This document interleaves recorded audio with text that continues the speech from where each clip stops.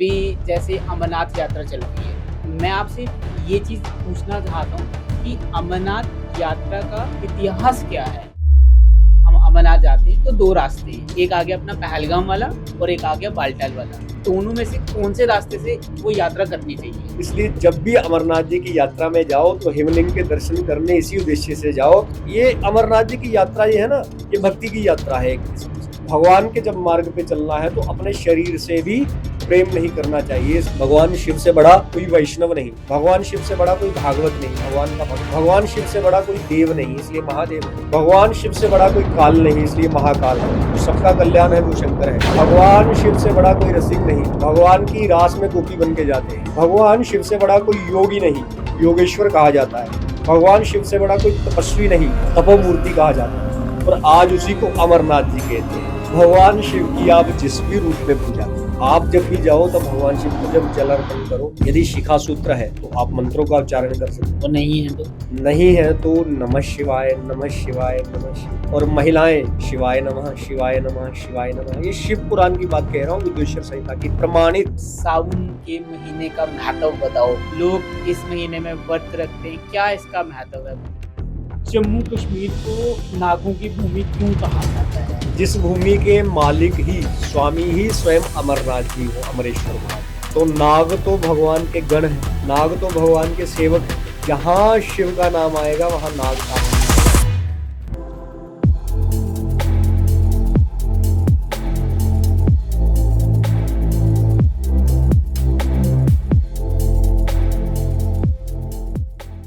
नमस्ते दोस्तों, आप सब लोगों का बहुत बहुत स्वागत है एक और नए पॉडकास्ट में। आज के जो हमारे गेस्ट हैं उनका नाम है भाई कुसुम सर। इनके साथ हमने पहले भी पॉडकास्ट किया है, तो बात करते हैं सर से। जय श्री राम सर। जय श्री राम।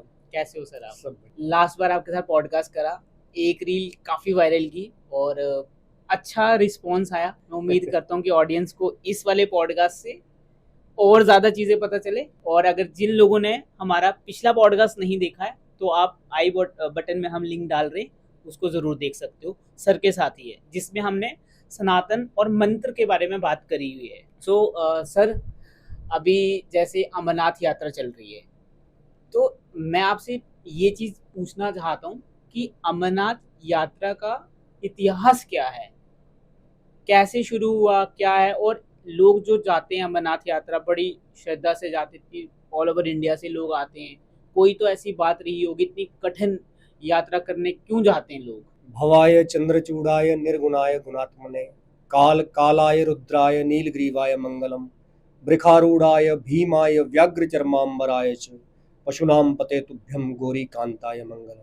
अमरनाथ जी के लिए हमारे यहाँ पे एक लोक कथा चलती है कि किसी भेड़ बकरी चराने वाले व्यक्ति ने उसे ढूंढा था, बाबा का स्थान। लेकिन वास्तविकता ये नहीं है।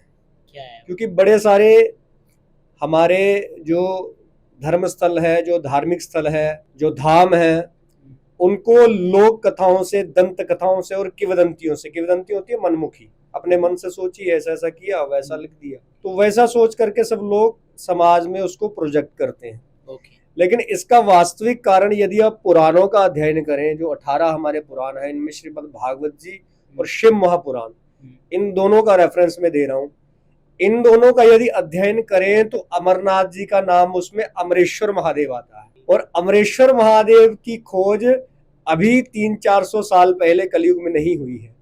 अमरनाथ जी जो अमरेश्वर महादेव हैं, इनका इतिहास शुरू होता है मुनि शुकदेव जी के द्वारा, जिन्होंने भागवत जी में राजा परीक्षित को श्रीमद् भागवत कथा सुनाई थी। और जब शुकदेव जी जो है, जो कृष्ण द्वैपायन वेद व्यास जी के पुत्र हैं। एक बार की बात है, देवऋषि नारद जी माता पार्वती के पास गए और बड़े प्रेम से कहा कि मैया, आप जानते हो भगवान शिव के जो गले में रुंडमाला है, मुंडों की माला है, ये माला किसकी है, क्यों नहीं उतारते, इनसे प्रेम क्यों है? तो माँ भगवती ने इसी प्रश्न का उत्तर जानने के लिए भगवान से पूछा कि ये रुंडों की माला किसकी है। तो कहा, भगवती ये आप ही के पूर्व अवतार है, आपने सती रूप में अवतार लिया सब, लेकिन मैं आपसे इतना प्रेम करता हूं कि जब जब आपका अवतार होता है, आप शरीर त्यागती हो, तो मैं आपके सिर के मुंड को अपने हृदय से लगा के रखता हूं कि ये मेरी प्रियतमा की निशानी है, तो ये सब आपकी है। तो कहा बाबा मैं ही शरीर क्यों बदलती रहती हूँ, जैसे आप अमर हो वैसे मैं अमर क्यों नहीं हो सकती। तब भगवान शिव ने कहा था इसके लिए आपको अमर कथा का पान करना पड़ेगा, जो अमर कथा हमारे यहाँ पे श्रीमद् भागवत जी को कहा जाता है। तब उन्होंने कहा कि ऐसा स्थान चाहिए यहाँ पर मैं हूं और आप हो, क्योंकि ये अमर कथा सबको नहीं देनी चाहिए। कहते हैं ना कि जिसमें योग्यता हो उसी को योग्य वस्तु देनी चाहिए। अगर आप तालिबानियों के हाथ में न्यूक्लियर बम पकड़ा दोगे तो वो मानवता का नाश करेंगे। न्यूक्लियर बम का उद्देश्य विनाश नहीं है, न्यूक्लियर बम का उद्देश्य है सृष्टि की रक्षा करने के लिए उसको एक डिफेंस के तौर पे हम प्रयोग करते हैं। वैसे ही शिव ने माँ भगवती पार्वती से कहा कि आपको चलना चाहिए, और तब वो कैलाश से चले हैं, तब जिसको कैलाश मानसरोवर कहा जाता है। वहां पे क्योंकि वहां पे बाबा के सब गण रहते थे, नंदी भृंगी आदि आदि सब, तो वहां से भगवान शिव जब चले तो भगवान शिव को ये उत्तर क्षेत्र में जिस समय आज जो जहां पर बाबा की गुफा है ये स्थान उनको सबसे अच्छा लगा, क्योंकि एक तो ये 12 महीने बर्फ से ढका रहता था पहले, आज तो ग्लोबल वार्मिंग है, तो ग्लोबल वार्मिंग में कई सारे श्रद्धालु जाते हैं, कहते हैं बर्फ ही नहीं दिखी, बर्फ दिखेगी कहाँ से, इतनी गाड़ियां, इतना धुआं, हाँ पॉल्यूशन। तो उस समय भगवान शिव को वो स्थान अच्छा लगा क्योंकि वहां पे कोई भी नहीं था। और भगवान जब चले सबसे पहले भगवान नंदी पर बैठ के, और माँ भगवती पार्वती और पार्वती जी की गोद में गणेश जी थे। तो जब चलने लगी माता भगवती पार्वती तो और भगवान शिव तो सबसे पहले पहलगाम में पहुंचे। अब देखिए नाम कैसे बदले गए। पहलगाम में जब पहुंचे तो सबसे पहले नंदी जी को छोड़ा। नंदी जी को छोड़ने के कारण जगह का नाम पड़ा बैलगांव। बैल नंदी बैल की जगह बैलगांव, तो बैल का पहलगांव बनाया गया। उसके बाद आगे गए हैं, आगे चले हैं जब, तो शेषनाग का भी त्याग किया है ना, तो शेषनाग झील सब जानते हैं, रास्ते में वो यथावत है। आगे गए हैं तो जिसको आज महागुणस कहा जाता है वहां पर गणेश जी को छोड़ा, उसको महागणेश कहा जाता था पहले। पंचतरणी में गए तो पंचभूतों को, पृथ्वी, जल, वायु, आकाश और अग्नि, इन पांचों तत्वों का त्याग करके और फिर उस गुफा में प्रवेश किया है। कहने का भाव ये है कि भगवान का ये भाव है कि अगर भगवान के प्रति भक्ति में जाना है, ये अमरनाथ जी की यात्रा ये है ना, ये भक्ति की यात्रा है एक किस्म से। इसको आप कथा के रूप में तो समझो, लेकिन एक और तरीके से समझो। बैलगांव में बैल का त्याग करना माने वाहन का त्याग करना, और वाहन स्वरूप होता है प्रतिष्ठा का, आदमी की प्रतिष्ठा की मैं बहुत बड़ा हूं, मैं बहुत अमीर हूं, मेरे पास बहुत बड़ी गाड़ी है। तो सबसे पहले भगवान के मार्ग में जाने के लिए प्रतिष्ठा को त्यागना पड़ेगा।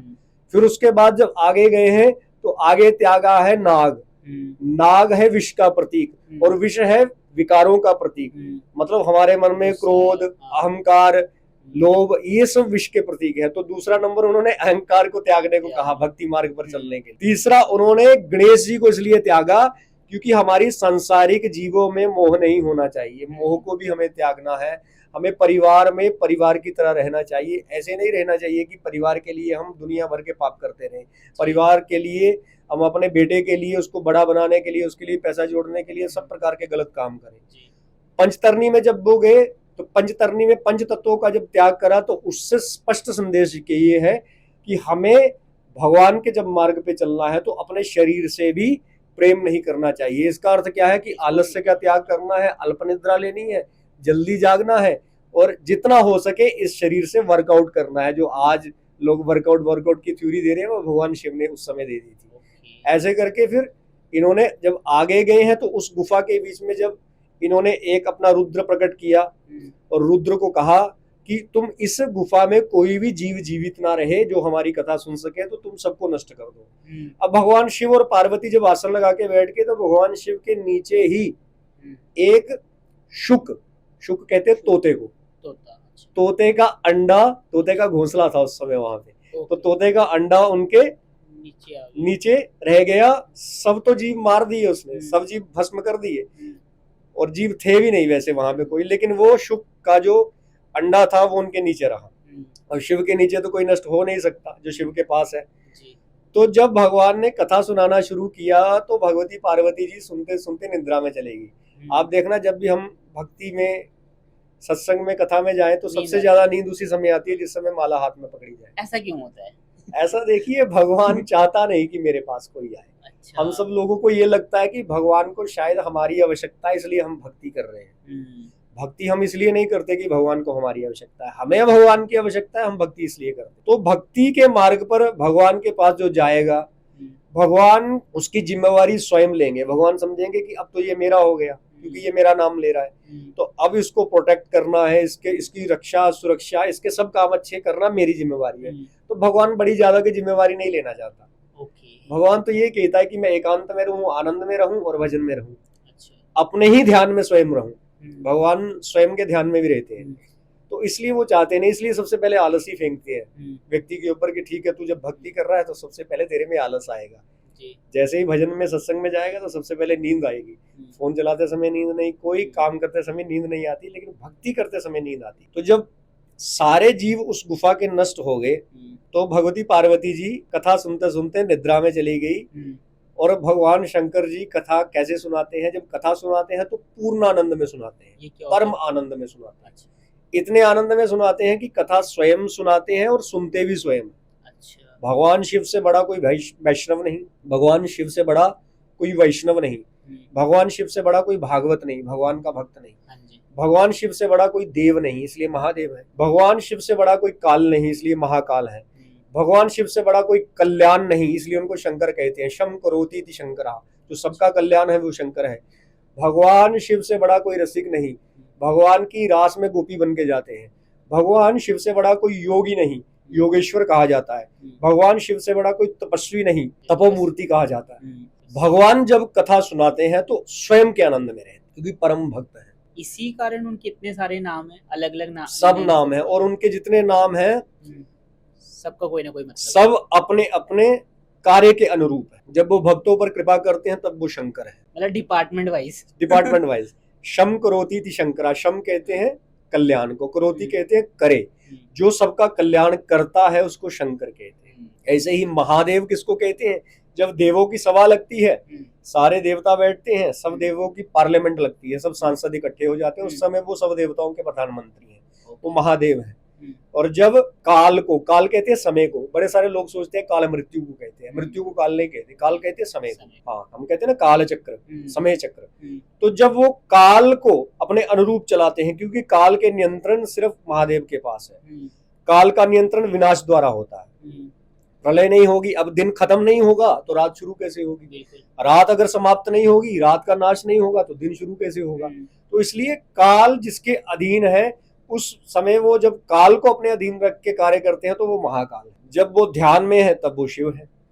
ऐसे उनके अलग अलग कार्य के अनुरूप उनके अलग अलग नाम। तो महादेव जब कथा सुनाते हैं तो इतना आनंद लेते हैं अपने आप में कि कथा सुनाते सुनाते इतने आनंद में चले जाते हैं कि उनकी स्वयं की समाधि लग जाती है, आंखें बंद हो जाती है। और सामान्य व्यक्ति में, सामान्य साधक में और भगवान शिव में यही अंतर है, हमको समाधि लगानी पड़ती है और शिव को समाधि से बाहर निकालना पड़ता है। इसलिए कामदेव उनकी समाधि तोड़ने जाता है और भस्म हो जाता। तो माँ भगवती पार्वती को जब कथा सुनाते सुनाते वो समाधि में चले गए, पार्वती जी तो सो गई, लेकिन उस समय क्या हुआ, भगवान शिव की जो शारीरिक उष्मा होती है, गर्मी होती है, उससे वो अंडा फूट गया, उसका समय था उस समय, उसमें से एक छोटा सा शुक का बच्चा निकला। अब तोते जो होता है, तोते में एक बहुत बड़ी विशेषता होती है, क्वालिटी होती है, वो व्यक्ति की आवाज को सबसे पहले कॉपी कर। आप तोते को जो बोलोगे वो एज इट इज बोलेगा, उसको यथारूप वो उसको बोलेगा। तो पार्वती जी जब तक जागी थी तब तक बोल रही थी, जब भगवान शिव कथा सुना रहे थे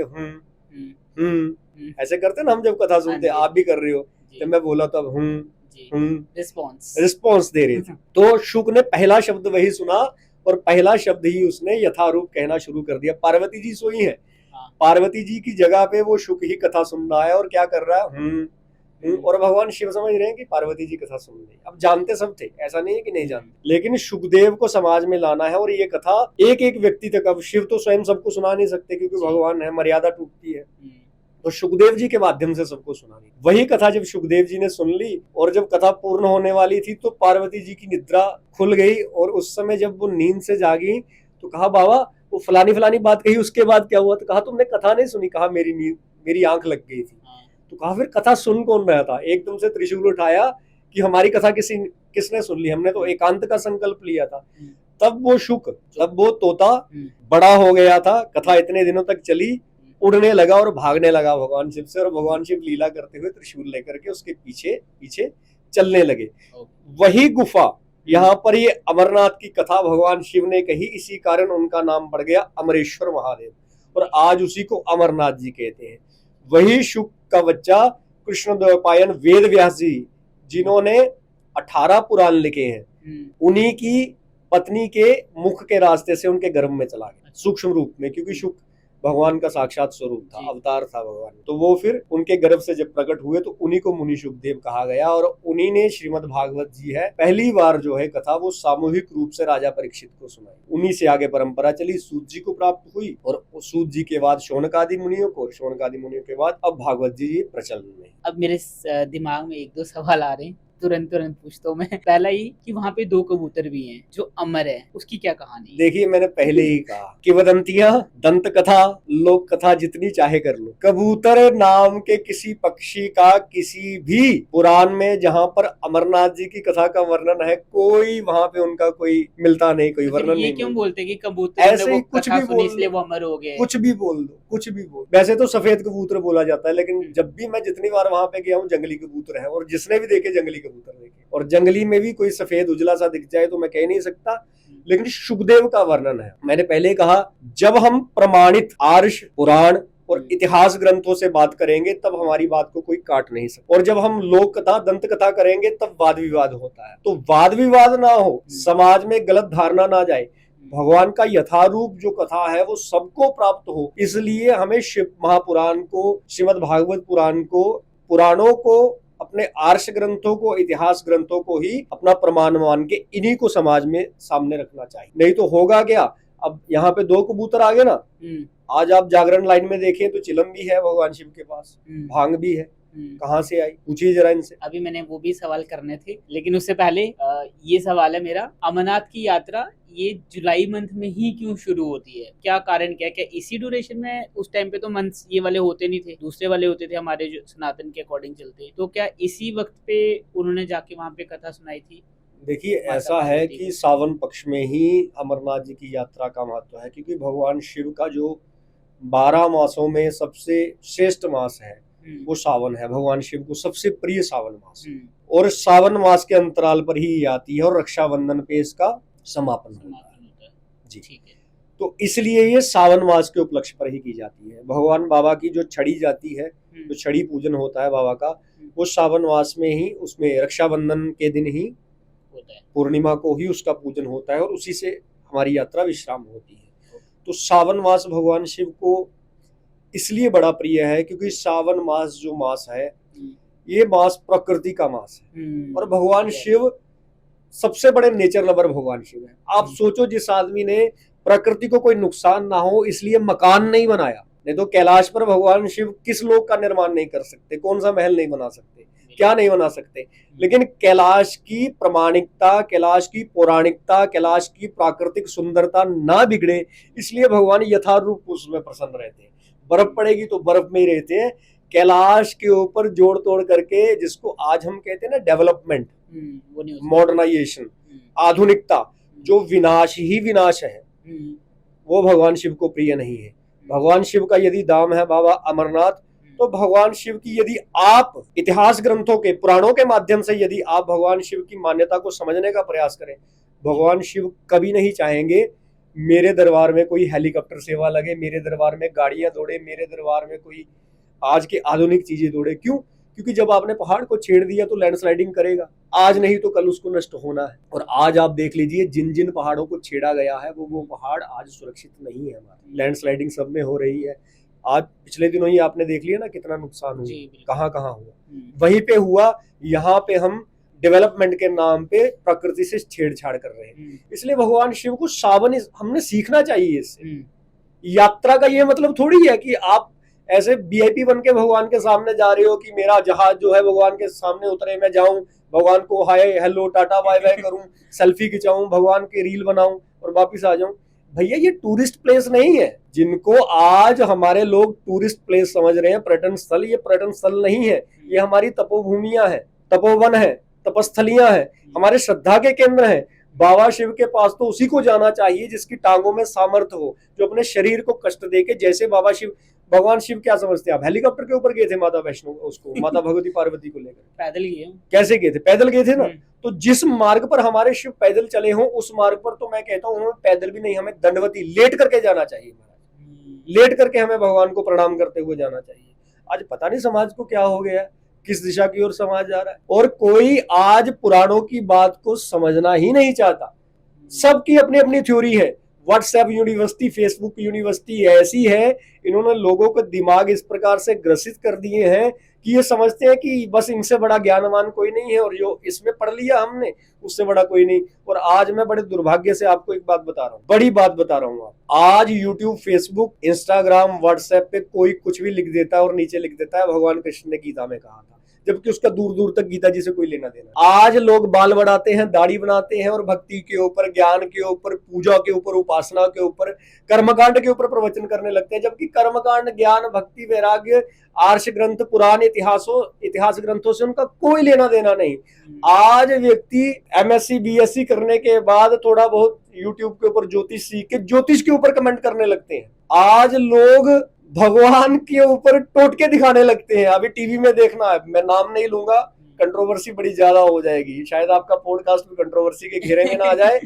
ऐसे हमारे महाराज जी हैं, ऐसे जो पता नहीं भगवान शिव के ऊपर कैसे कैसे टोटके बता देते हैं। मैं आप सब श्रोताओं से, देखने वालों से एक निवेदन करता हूं, स्पष्ट निवेदन करता हूं, मेरी बात का विश्वास नहीं करना, किसी की बात का विश्वास नहीं करना। विश्वास केवल करना है भगवान शिव के ऊपर लिखा गया जो ग्रंथ है। एक बार आप सब लोग शिव महापुराण मंगवाओ, गीता प्रेस का प्रमाणित, एक बार। संस्कृत तो नहीं पढ़ सकते आप, हिंदी सबके नीचे लिखी है, हिंदी में केवल अर्थ पढ़ो और उसमें पढ़ करके मुझे बता देना कि शिव के ऊपर चढ़ा हुआ फल, बेलपत्री, जल क्या हम लोग ले सकते हैं, पी सकते हैं, खा सकते हैं। आज सब कुछ टोटकों में यही कर रहे हैं। और सबसे बड़ा अपराध है, भगवान शिव के ऊपर चढ़े हुए किसी भी वस्तु पर हमारा गृहस्थों का कोई भी अधिकार नहीं है। भगवान शिव पर चढ़े हुए प्रत्येक वस्तु पर केवल सन्यासी का अधिकार है, और भगवान शिव के ऊपर फल भी चढ़ा होगा वो भी हम नहीं खा सकते। आजकल तो माताएं लोग जल लेकर के भगवान शिव का पी रही हैं, पता नहीं क्या क्या, कहां से टोटके पढ़ लिए मैं नहीं जानता, कहां से ये इतना इन्होंने ज्ञान प्राप्त कर लिया। आजकल कथा नहीं चल रही, ज्ञान नहीं चल रहा, पुराणों की बात नहीं चल रही, आजकल टोटके चल रहे हैं, टोटकाचार्य हैं आजकल। तो टोटके बताओ भैया, और टोटके कहां से पढ़ के आते हैं? ये उल्टी सीधी बाबा आलम के टोटके, जिनका सनातन से कोई लेना देना नहीं, उसके टोटके शिव पुराण के साथ जोड़ दो, बता दो कि बिलपत्री ऐसे चढ़ाओ, फिर बिलपत्री उठा के खा लो। अरे भले मानस, भगवान शिव को जो अर्पित किया गया है उस पर किसी का कोई अधिकार नहीं, किसी का कोई अधिकार नहीं, केवल सन्यासी का। संन्यास्त परंपरा में जो है वही भगवान शिव पर चढ़ा हुआ पैसा, फल, फूल, पत्र, ये सब ग्रहण कर सकता है। हम भगवान शिव पे चढ़ा हुआ कुछ नहीं ग्रहण कर सकते। केवल शिवलिंगों में एक लिंग ऐसा है जिसको नर्मदेश्वर कहा जाता है, जो नर्मदा जी से प्रकट होता है, उस पर चढ़ा हुआ फल या जल हम आचमन या प्रसाद के रूप में ले सकते हैं। बाकी पूरा शिव पुराण आप अपने घर में मंगवाओ, खुद पढ़ो उसको। ऐसे टीवी, यूट्यूब, फेसबुक पे ये रीले वीले देख करके अपना दिमाग मत खराब करो। बहुत अच्छे से आपने समझाया, उम्मीद करते हैं कि ऑडियंस को ये सारी चीजें समझ आए, बाकी उन पे छोड़ देते हैं। कमेंट्स में बता दीजिएगा मैं। ओके, सो जब हम अमरनाथ की बात कर रहे थे, हम अमरनाथ जाते हैं तो दो रास्ते हैं, एक आ गया अपना पहलगाम वाला और एक आ गया बालटाल वाला। तो ऐसा बताया जाता है, जैसे मैंने अभी भी आपके मुंह से सुना कि शिव जी वहां से ये थे अपने पहलगाम वाले रास्ते से, तो बालटाल वाले रास्ते से जो जा रहे हैं। अब मेरा कहने का मतलब ये कि दोनों में से कौन से रास्ते से वो यात्रा करनी चाहिए? देखिए, ऐतिहासिक, पौराणिक, प्रमाणिक, और जिस रास्ते से हमको भगवान की मंगलमय यात्रा का फल मिलेगा वो केवल पहलगांव का रास्ता, केवल पहलगांव का रास्ता है, जिसका इतिहास ग्रंथों में वर्णन है। बालटाल का रास्ता मैंने आपको कहा ना, मॉडर्नाइजेशन के नाम पे, अब वहां से 32 किलोमीटर था, यहाँ से आधा कर दो, 16 किलोमीटर में एक ही दिन में अप डाउन कर लो। तो यात्रा करनी ही क्यों है भगवान शिव की, यदि आस्था से नहीं करनी? यदि भगवान शिव को सिर्फ जा करके अपने फोन के कैमरे और सेल्फी तक ही सीमित रखना है, तो मैं कहता हूँ आप मत जाइए, प्लीज भगवान की भक्ति मत करिए। क्योंकि भगवान की भक्ति वहां पर जा करके करेंगे क्या आप सब लोग? जिसका सब्जेक्ट नहीं है वो करेगा क्या वहां पे उस सब्जेक्ट को देख करके? मुझे बताओ, किसी बच्चे ने मैथमेटिक्स रखी नहीं और रोज मैथमेटिक्स की क्लास में उसको बैठा दिया जाए? साधकों के लिए है, यदि जाना है तो पहलगांव के रास्ते जाओ, और मन में ऐसी श्रद्धा को धारण करके जाओ जैसे भगवान शिव गए थे। एक एक स्थान पर रुक करके भगवान की स्तुति वंदन करो, भगवान वहां पर साक्षात है। अमरेश्वर महादेव अमरनाथ जी की गुफा में आज भी साक्षात विराजमान है, मां भगवती गौरी जी के साथ आज भी विराजमान है, सुखदेव मुनि आज भी विराजमान है। लेकिन बात वही है, जिन प्रेम कियो तिन ही प्रभु पायो। ये बड़ी सुंदर मुझे एक लगती है पंक्ति। तो अच्छा, अब शिवलिंग के बारे में बात करते हैं। वहाँ पे जब अमरनाथ यात्रा शुरू होती है, शिवलिंग बड़ा होता है काफी, फिर वो मतलब 1.5-2 महीने जो यात्रा चलती है, फिर वो धीरे धीरे बिल्कुल खत्म हो जाता है। तो वो क्या है, मतलब क्योंकि वो इसका अपने मौसम के अकॉर्डिंग होता है या वो कुछ पहले से ही ऐसा चल रहा है? कथा में इसमें क्या बताया गया? देखिए वो जिनका आप वर्णन कर रहे हैं वो अमरेश्वर हिमलिंग है। पहले तो लिंग शब्द को समझो। आज हमारे समाज में लिंग शब्द को लेकर के बहुत बड़ा भीड़। और ये वाली चीज भी क्लियर करना कि शिवलिंग अलग अलग तरह के लोग लाते हैं, कलर में भी कोई ब्लैक होता है, कोई थोड़ा उसे अलग शेड का होता है। और उसके बाद पहले इस पे हम बात कर लेते हैं, फिर नेक्स्ट क्वेश्चन पूछता हूँ मैं आपसे। तो पहले आप बर्फ वाला बताओ शिवलिंग। देखिए, लिंग शब्द को पहले समझ लीजिए। लिंग शब्द परिचायक शब्द है जो हमारा किसी वस्तु से परिचय करवाता है। लिंग का अर्थ है उसकी परिचय करवाने वाला, उसका परिचायक चिन्ह। बड़े सारे लोग काम भाग को लिंग कहते हैं, प्राइवेट पार्ट को। मैं सीधा कह दूं सबसे, भैया अपने दिमाग में से जो कचरा निकालो, जो कचरा आपको नास्तिकों ने आपके दिमाग में भर। लिंग का अर्थ ये काम भाग नहीं होता। काम भाग के लिए संस्कृत में अलग से शब्द है, मैं नाम नहीं लूंगा, अलग से शब्द है। अब लिंग क्या है? लिंग जो परिचय करवाए। परिचय किससे करवाए?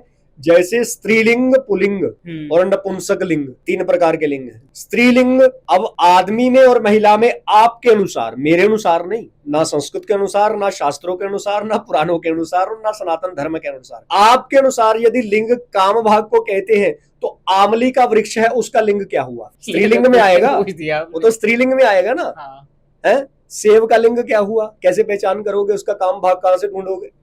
तो ये जो नैरेटिव गलत आपके दिमाग में सेट किया है ना कि लिंग काम भाग को कहते हैं, अरे भैया हाथ जोड़ के प्रार्थना करता हूं, लिंग कहते हैं परिचय करवाने वाले को, परिचायक को। जैसे दाढ़ी और मूछ ये मेरा परिचय है, मैं पुरुष हूं तो दाढ़ी और मूछ मुझे होगी, मस्कुलर बॉडी होगी, मस्कुलर बॉडी होगी, मेरी बॉडी की शेप एक महिला से डिफरेंट होगी, बिल्कुल। तो ये पूरा का पूरा परिचय मेरा, इसको लिंग कहते हैं, परिचय करवाने वाले को। जैसे मैं पुल्लिंग में आता हूं और कोई नारी होगी तो वो स्त्रीलिंग में आती है, जैसे नदी स्त्रीलिंग में आती है और पहाड़ पुल्लिंग में आता है। ऐसे करके इसकी पहचान जो करवाए उसको लिंग कहते हैं। और ये जो शिवलिंग है ये किसका परिचय करवाता है? शिवलिंग ब्रह्मांड का परिचय करवाता है। हमारा जो ब्रह्मांड है, यूनिवर्स, ये यूनिवर्स है, इसकी शेप कैसी है?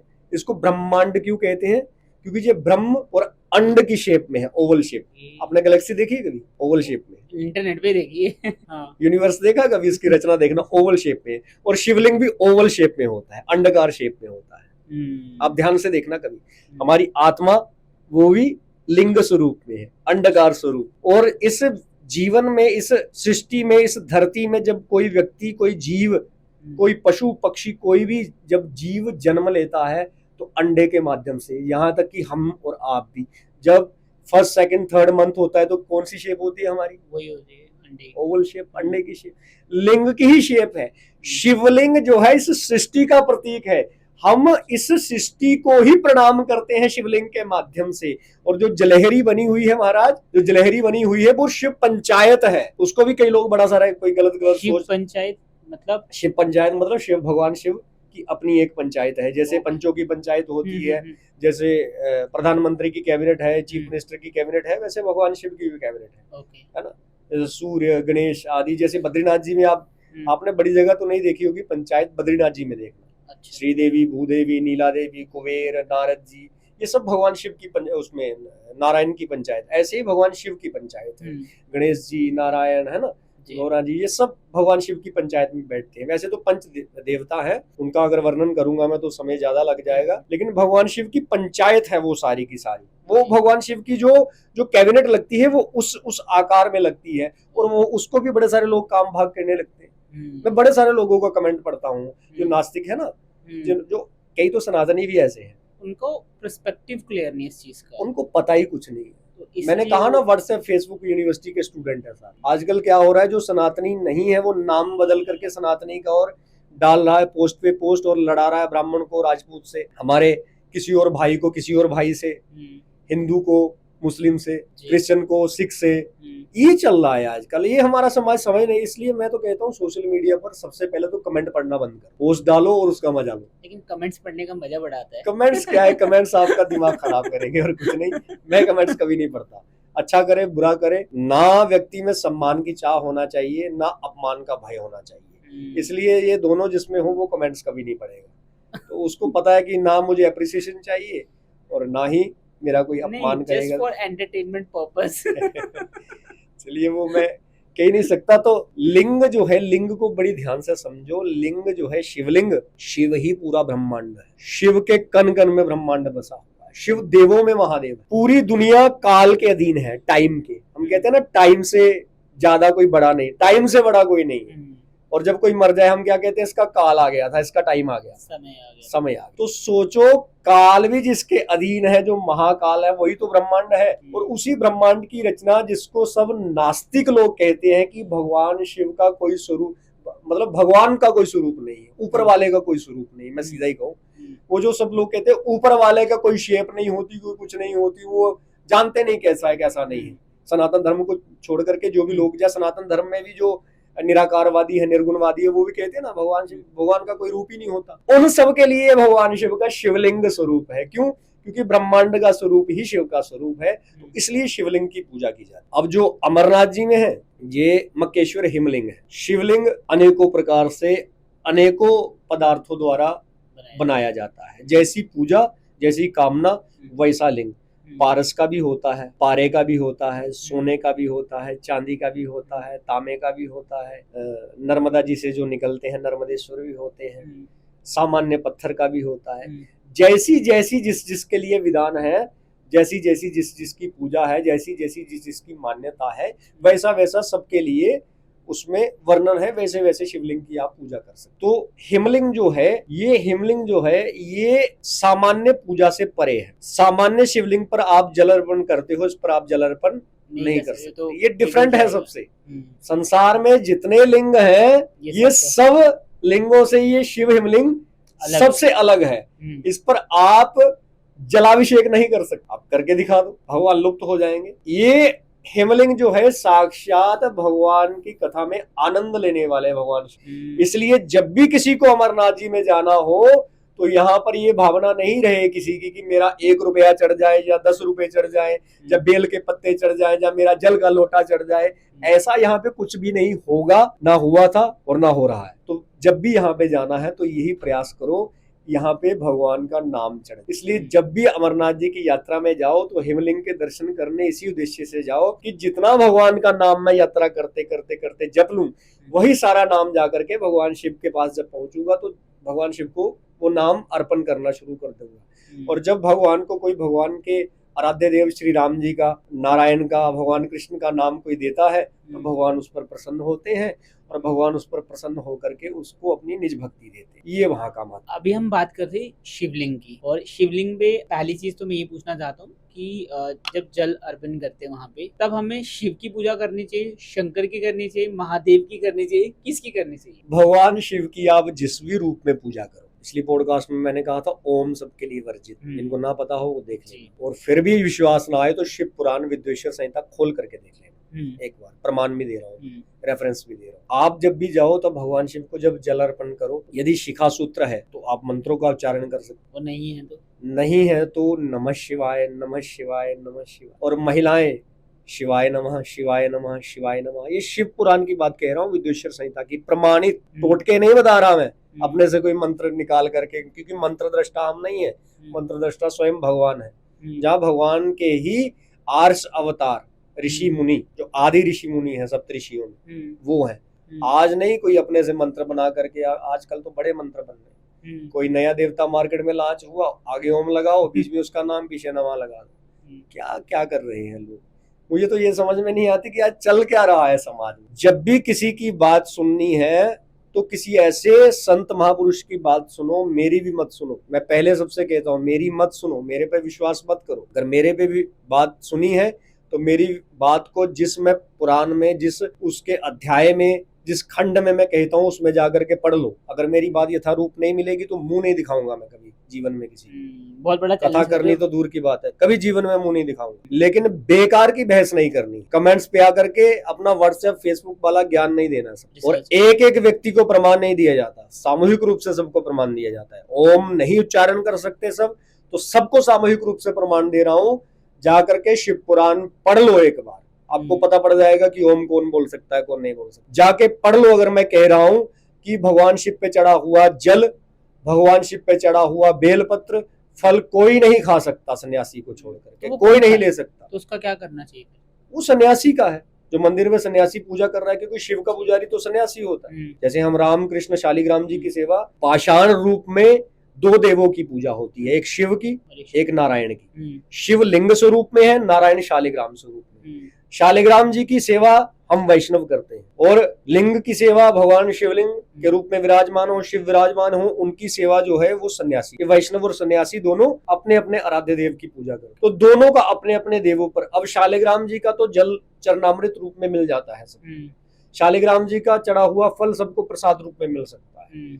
लेकिन शिव के ऊपर चढ़े हुए समस्त चीजों का, पैसे तक का, सबका अधिकार जो है सन्यासी का है। और मैं एक बात और कहूं, आज जितने भी ये कमेटी बनी हुई है मंदिरों में, पुजारी रखे हुए हैं सन्यासियों को छोड़ करके, जो शिव का खा रहे हैं, दक्ष जैसी दशा हो जाएगी सबकी। मेरी बात याद रखना, मैं इससे ज्यादा कुछ नहीं बोलना चाहता। सिर कट गया था दक्ष का, बकरे का सिर लगा उसको, बकरे जैसी दशा होगी सब, यदि आप अब भी समाज को सही दिशा में नहीं लेकर गए और अपने मनमुखी आचरण से चलते रहे सब लोग। और मेरी बात अगर यदि किसी को लग रही हो कि सही नहीं बोल रहा, तो जाकर के हमारे श्री पुरी पीठ वाले शंकराचार्य जी को सुन लो, जाकर के हमारे किसी भी सन्यासी गुरु, बड़े गुरु को सुन लो, तुम्हारे सब मन के भेद स्वतः ही स्पष्ट हो जाए। इसलिए मैं कहता हूँ शिव जो है हम सबके आराध्य है, लेकिन शिव का एक नाम मशानी भी है, शमशानी भी है। शमशान पे चढ़ा हुआ खा लोगे, बस इतना ही प्रश्न मैं आप सबसे करूँ। तो ये हमने बात कर दी शिवलिंग के बारे में, अमरनाथ और अमरनाथ की गुफा के बारे में। इसमें कोई ऐसी चीज रहेगी जो भी हम डिस्कस नहीं कर पाए,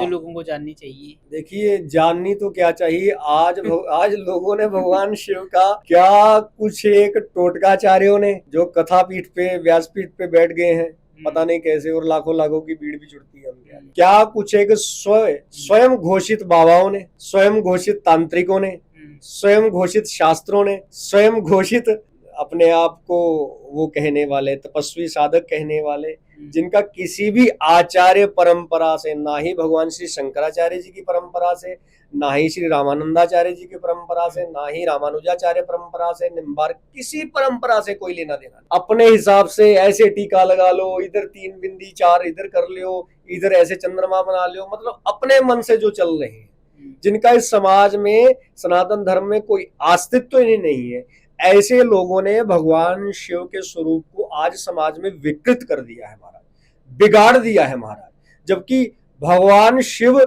प्रत्येक एक व्यक्ति के लिए आदर्श है, प्रत्येक एक व्यक्ति के लिए आदर्श है। आज मैं आपको, मुझे बड़े कष्ट हो रहा है कहते हुए ये बात, और मैं सबको कहूंगा, एक को नहीं सबको कहूंगा, जिसने मेरा महाराज जी जो बिगाड़ना हो वो बिगाड़ ले। और यदि किसी प्रकार से किसी को मेरे से कोई परेशानी हो, तो जो परेशानी हो सामने रख लो मेरे, मैं सबका उत्तर देने के लिए तैयार हूं। और जैसे कोई उत्तर चाहेगा, कानूनिक प्रक्रिया से, शास्त्रीय प्रक्रिया से, न्यायिक प्रक्रिया से, और जहां वाद विवाद प्रक्रिया से, प्रत्येक प्रकार से उसको उत्तर मिलेगा। आज भगवान शिव के हाथों में जागरण करने वालों ने चिलम क्यों पकड़ाई? भगवान शिव के गाने वाले, गीत गाने वाले, मैं उनको भजन गाने वाले नहीं कहता, गीत गाने वाले लोगों ने भगवान शिव के हाथों में भांग क्यों पकड़वाई? मुझे बताइए कौन सा जागरण ऐसा है जिसमें ये नहीं गाया जाता कि पोले दी बरात चढ़ी गज बज के सारे ने पंग बीती रज रज के? तुम्हें किसने अधिकार दिया? आप राष्ट्रीय स्तर पर देख लो जागरण, जम्मू में देख लो, वो लड़कियां, वो लड़के जिनको कपड़े डालने का कोई लहजा नहीं, जो जानती ही नहीं शास्त्र मर्यादा क्या है, जो जानती ही नहीं भगवान की पूजा में कभी भी बाल खुले नहीं छोड़े जाते, बालों को बांधकर और सिर को ढककर भगवान की पूजा की जाती है नारी के द्वारा। और पुरुष वही पूजा कर सकता है, वही भगवान का स्तुति वंदन कर सकता है, वही भगवान का आवाहन कर सकता है, वही ये तक कह सकता है, वक्रतुंड महाकाय कोटि सूर्य समप्रभा निर्विघ्नं कुरु देव सर्वकार्येषु सर्वदा। ये मंत्र है, कोई मजाक नहीं है। जब जागरण शुरू होता है तो कौन नहीं गाता इस मंत्र को? सिर पर शिखा नहीं, कंधे पर यज्ञोपवीत नहीं, और सबका अधिकार विप्र मात्र को है। सबका अधिकार विप्रमात्र को है, विरक्तो वैष्णवो विप्रो वेद शास्त्र विशुद्धिकृत दृष्टांत कुशलो धीरो वक्ता कार्योति न्यासपा। ये कहां से चल पड़ा ये चलन, मुझे समझ में नहीं आती। अच्छा, वही लोग जो है जागरण में भगवान शिव की महिमा को विकृत कर रहे हैं, भगवान शिव के ऊपर दुनिया भर के कलंक लगा रहे हैं कि ये नशेड़ी है, ये भांग पीता है, ये सुल्फा पीता है, और झांकियां वाले ले आते हैं फिर साथ में पकड़ करके। और मैं एक बात आपको और बताऊं, जिसने भगवान शिव की झांकी की है ना गलत दृष्टि से, आज उनकी दशा देख लो, सब एक बीमारियों से मर रहे हैं। मैं नाम नहीं लूंगा किसी का, नजर दौड़ा लो जो फेमस थे सब, सबको भगवान शिव का कोप लगा है। और भगवान शिव का नहीं, माँ भगवती पार्वती का कोप लगा है। आप पार्वती जी का जागरण कर रहे हो ना, माता कौन है? पार्वती है। दुर्गा जी किसका अवतार है? पार्वती स्वयं है। जिन्होंने महिषासुर को मारा कौन है? पार्वती जी का अवतार है। कात्यायनी कौन है? पार्वती जी का अवतार है। चंडी कौन है? पार्वती जी का अवतार है। महाकाली कौन है? पार्वती जी का अवतार है। चंडी माता के जागरण सबसे ज्यादा हमारे जम्मू कश्मीर में गाए जाते हैं, और मैं बड़े कष्ट से इस बात को स्वीकार करके कह रहा हूं कि चंडी माता के जागरण में मैं मान ही नहीं सकता ये ना गाया जाए कि मेरा पोले दी बराचड़ी गज बज के सारे पंग पीती रज रज के, उसमें ये झांकी ना निकले कि भगवान शिव को सुल्फा पकड़ा करके और भांग के गाने पे वो गणेश के बापू को लोटा भांग गुटवा देना, ये ना गाया जाए। आप बताओ, जिसके पति को आप उसके सामने नशेड़ी नशेड़ी कहोगे, यो परम साधक है, परम सिद्ध है, परम तपस्वी है, जिसने कभी नशे को देखा ही नहीं, जो नशा सांसारिक नहीं, नाम का नशा, भगवान के नाम का नशा करता है, इसके पति को अगर आप बुरा भला कहोगे तो वो आप पर जगराते में कृपा करने आएगी या कोप करने आएगी। इसलिए आज जागरण जितने हो रहे हैं इतने ज्यादा लोग दुखी भी हैं। आज जागरण करवाने के बाद लोग सोच रहे हैं हम सुख की कामना कर लेंगे, सुख हमारे घरों में आ जाएगा। तो भैया वो महाकाली है, वो किसी को नहीं छोड़ती, चंड मुंड को नहीं छोड़ा, तुम्हें क्या छोड़ेगी। इसलिए मैं बड़े निवेदन भरे एक स्वर में कहूं आपसे, प्रार्थना करूं मैं सब उन गीत गाने वालों से भी जो अपने आप को भजन गायक कहते हैं। वही गायक क्या शादियों में नहीं गा रहे, अखाड़ों में नहीं गा रहे, लैला मजनू की जोड़ी बना के नहीं गा रहे, कहां नहीं गा रहे। और जब उनसे कोई प्रश्न पूछे तो कहते कलाकार का कोई धर्म नहीं होता। तो भैया जागरण में कलाकारों का कोई काम नहीं होता। यदि आपको पता हो, जागरण हमारी पौराणिक व्यवस्था है, जागरण भक्तों के द्वारा किया जाता है। जब भी जागरण के दल देने के लिए, निमंत्रण देने के लिए लोग जाते हैं तो क्या कहते हैं, भगत जी फलानी फलानी तारीख हमारे घर में जागरण करने आना। जागरण केवल भक्तों के द्वारा होता है, इन गीत गाने वाले नौटंकी वालों के द्वारा नहीं। और जागरण की एक नियम था, आज जागरण को भी विकृत कर दिया समाज ने, अखाड़े लग रहे हैं जागरण में नाचने गाने वाले। जागरण में चारों पहर की कथा की जाती थी, और हमारा एक मेरा बड़ा आत्मीय, मैं बड़ा सम्मान करता हूँ उस समाज का, बड़ा सम्मान करता हूँ उस समाज का। मैं उस समाज में जाति सूचक शब्द नहीं कहूंगा, इतना सम्मान करता हूं मैं। जागरण विशेषता उनकी परंपरा थी। जो लोग घड़े का काम करते थे, जो लोग लोहे का काम करते थे, जागरण उनकी परंपरा है, उन्होंने जागरण को लाया था। और आज जिसको देखो मुंह उठा करके जागरण में माइक पकड़ करके खड़ा है और अखाड़ा लगा करके सब नाचो सब नचाओ, ये जागरण है? ये भगवती की साधना है। अरे भक्ति तो उसको कहते हैं जिसमें मन शांत हो, और तुम्हारा तो मन क्या, तुम्हारा तो तन भी नाच ही रहा है महाराज। तो मतलब आप ये कह रहे हो कि जो ये जागरण सबने जागरण ने ही भगवान शिव के स्वरूप को विकृत किसने किया, बताओ मुझे? जागरण वालों ने, ऐसा आपका कहना है? मैं कहता हूँ, डंके की चोट पे कह रहा हूँ, किसी पूजा कराने वाले पंडित ने, पुजारी ने, कथा करने वाले ने भगवान शिव को विकृत किया है? बताओ मुझे। क्योंकि जो शिव पुराण की कथा करेगा वो जानता है हमारा भगवान शिव कैसा है। नित्याय शुद्धाय दिगंबराय तस्मै नकाराय नमः शिवाय, जो नित्य शुद्ध है, जो पल पल शुद्ध है। मैं तो अभी यहाँ पे आया ना, अभी यहाँ पे आकर के मेरे मन में एक आध बार कोई गलत विचार आ गया तो मैं अशुद्ध हो गया, जो है ही 24 घंटे शुद्ध। और वो कौन सा शिव? कर्पूर गौरम करुणावतारम संसार सारम भुजगेंद्रहारम सदा वसंतम हृदयारविंदे भवम भवानी सहितम नमामि। कभी ये सब लोग मंत्र पढ़ते हो जागरण में जाकर के, कभी विचार करना इस पे ये है क्या? कर्पूर के जैसा जो गोरा है, और नशेड़ी गोरा होता है कि पीला होता है, बताओ मुझे?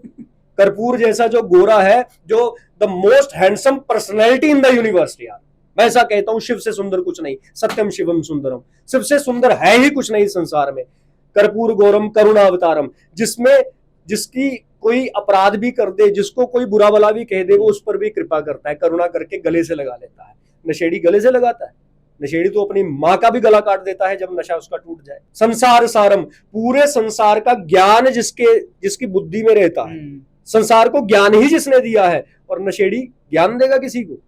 जिसमें इतना इतना ज्ञान नहीं कि नशा करना है कि नहीं करना है। भुजगेंद्रहारम, गले में सांप रहता है। सांप किसका प्रतीक है? मृत्यु का, जो मृत्यु को प्रतिपल अपने सामने रखता है। और नशेड़ी को पता पड़ जाए ना कि मुझे ये हो गया किडनी में, सोच सोच के मर जाएगा। इसलिए कहाँ तुलना कर रहे हो भगवान शिव की। मैं आपके पॉडकास्ट के माध्यम से बड़ी कंट्रोवर्शियल बात कह रहा हूं। पॉडकास्ट के माध्यम से समस्त उन गीत गाने वालों को जो भगवान शिव को विकृत कर रहे हैं, उनको चेतावनी भी देता हूं, निमंत्रण भी देता हूं कि अगर तुम में दम है तो शिव महापुराण से एक कोई श्लोक दिखा दो जिसमें भगवान शिव ने भांग पी। एक श्लोक दिखा दो, मैं जिंदा समाधि ले लूंगा। एक श्लोक दिखा दो जिसमें भगवान शिव ने भांग पी। ऐसे ही तो अच्छा, इसी पे मेरा सवाल ये कि जब शिवरात्रि होती है तो तब फिर ये भांग के पकोड़े या ये भांग अपने जीव का स्वाद है, जीव का स्वाद, जीव का स्वाद है भैया। कहते हैं कि वो जिब्बा का स्वाद है।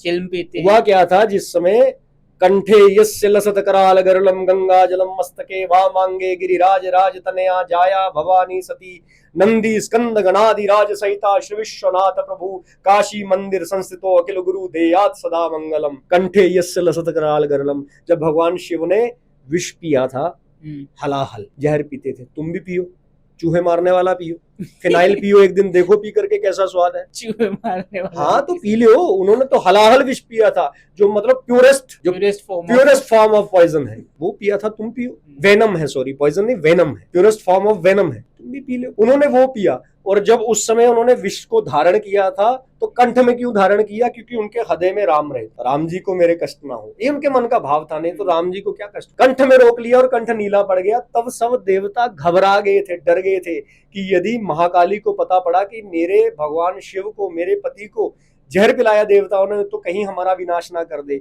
उस समय सब देवताओं ने उनको जलाभिषेक किया था। इसलिए उनका जलाभिषेक करते हैं क्योंकि उनके शरीर का टेम्परेचर जो है डाउन हो सके। कोल्ड बैंडेज करते हैं ना सब लोग, तो कहते हैं कि उसका वो उसी का प्रतीक है। शिवलिंग पे पानी चढ़ाते हैं, वो इसलिए चढ़ाते हैं, उसी का प्रतीक है। हमारा भाव है, हमारे भगवान शिव जैसे हमारे पिता हो, तो हमारे पिता को कभी मान लो कभी 15, 20, 25 साल पहले कोई छोटी सी चोट जहां लग गई हो, तो हमने 6 महीने कोई उनको सेवा की हो। अब जब जब हमारे पिता के प्रति प्रेम हो, हम उसको चोट को देखें तो हमारे मन में भाव नहीं आता कि क्या पता दर्द होती हो ना, पिता को तो नहीं होती, लेकिन हम उनकी टांग पकड़ के सेवा करना शुरू कर देते हैं। यही हमारे परम पिता भगवान शिव के प्रति भाव है। और भांग सबसे औषधीय गुण है, मेडिसिन है भांग। भांग ठंडी होती है तसीर से, तो भांग का भगवान शिव को लेप किया गया था, खिलाई नहीं थी।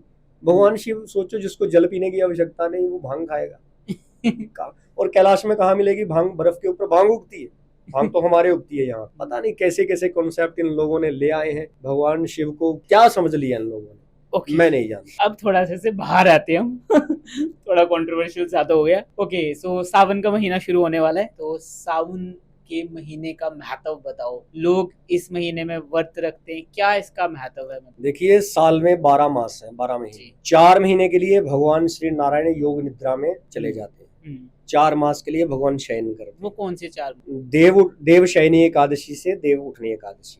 इंग्लिश में समझो हमारी ऑडियंस भी। 4 मंथ अभी जो नेक्स्ट आने वाले हैं। ओके, ठीक, after August you can say. नहीं, नो अगस्त नहीं, अभी जुलाई के बाद। हाँ, देव उठनी एकादशी अभी आने वाला है, देवशयनी सॉरी। तो उस समय क्या करते हैं, अब संचालन का काम किसका है? नारायण का। ऑपरेटर तो नारायण है ना, डिस्ट्रॉयर भगवान शिव है, संहारक, और जनरेटर ब्रह्मा जी है। तो जब ऑपरेटर सोता है तो डिस्ट्रॉयर ऑपरेटर का भी चार्ज एडिशनल चार्ज के रूप में लेता है। अब समझ में आ रही है? हाँ जी। जैसे एक हमारे कोई आईएएस हो साहब, तो एक व्यक्ति की ट्रांसफर हो जाए तो पोस्ट वेकेंट हो जाए तो एडिशनल में दूसरे डिपार्टमेंट का चार्ज भी उनको, वैसे ही शिव उसमें ऑपरेटर और डिस्ट्रॉयर दोनों के चार्ज में रहते हैं।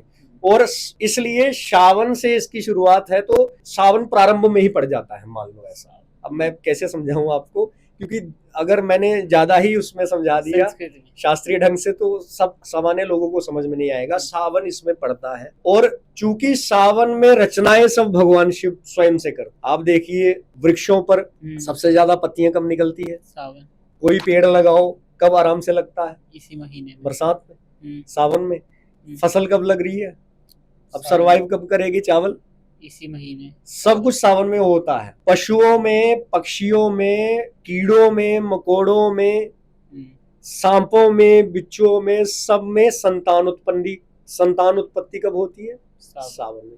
आप देखोगे सबसे ज्यादा जो बच्चे हैं डिलीवरीज डिलीवरीज इसी मंथ में होती है। अच्छा, तो ये रचना का मंथ है। भगवान शिव इस समय नारायण है, इस समय शिव शिव नहीं है, इस समय शिव शिव नहीं है और केवल नारायण भी नहीं है। इस समय भगवान शिव का जो 4 मास स्वरूप होता है उसको हरि हर स्वरूप कहा जाता है। हरि भी वो है, विष्णु भी वो है और हर नारायण हरने वाले भी वो है, संहारक भी वो है। हरि करने वाले भी वो है और हर हरने वाले भी वो है, इसलिए उनको हरि हर स्वरूप में पूजा जाता है। एक शिव की पूजा कर दोगे तो शिव और नारायण दोनों प्रसन्न हो जाएंगे, दोनों की पूजा हो जाएगी। इसलिए सावन में सबसे अधिक शिव की पूजा की जाती है। वैसे तो 12 महीने ही शिव के हैं, 12 महीने ही नारायण के हैं, लेकिन इस महीने में सबसे अधिक क्यों? क्योंकि इस समय रचयिता का स्वरूप से भगवान शिव जो है इस समय हरि स्वरूप में बड़ा सुंदर सुंदर रचनाएं करते हैं। सुंदर सुंदर फूल, सुंदर सुंदर वृक्ष, हरियाली हरियाली चारों तरफ, समृद्धि समृद्धि चारों तरफ, वर्षा ही वर्षा चारों तरफ। आनंद ही आनंद है। मतलब प्रकृति इस समय पूरे यौवन पे होती है और हमारे भगवान प्रकृति के ही प्रेमी हैं और प्रकृति भगवान की एक पत्नी भी है। इसलिए इस सावन में भगवान शिव को सबसे अधिक हम पूजते हैं। तो व्रत का महत्व बताओ, जो व्रत फास्टिंग कर रहे हैं इस ड्यूरेशन में, देखिए वो क्यों मतलब करनी चाहिए और किस उस जैसे लोग कहते हैं कि मिठाई खाना चाहिए एक टाइम, ऐसा ही होता है क्या? वैसे करना चाहिए प्रॉपर फास्ट? देखिए 2 शब्द हैं, एक है व्रत, एक है उपवास। फर्क क्या दोनों में? उप कहते हैं निकट, पास नियर, और वास कहते हैं रहना। उपवास का अर्थ है भगवान के निकट रहना। इसको लोग भूख हड़ताल से जोड़ के देखते हैं। हाँ। ये भूख हड़ताल नहीं है। उपवास का यही मतलब है कि जितना हो सके भगवान के निकट रहो। निकट रहने से क्या अर्थ है?